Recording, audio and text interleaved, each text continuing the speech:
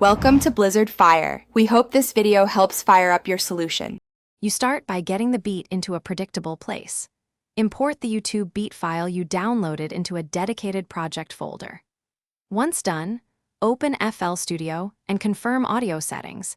Set sample rate to 44,100 Hz and buffer around 256,512 to balance latency and stability. Make sure autosave is on and create a fresh project template with basic mixer routings so you don't waste time assigning channels later.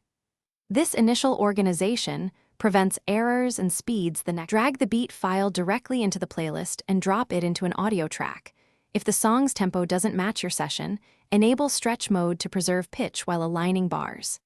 Next, detect the BPM using FL Studio's Audio Detect Tempo or Tap Tempo, then set the project tempo to that BPM so loops and patterns lock.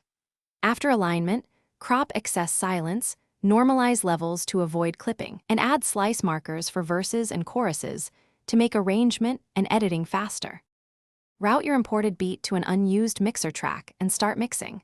Remove muddiness with a high pass around 30-40 Hz, tame harsh mids, and use light compression if needed. Add a limiter on the master so peaks don't clip.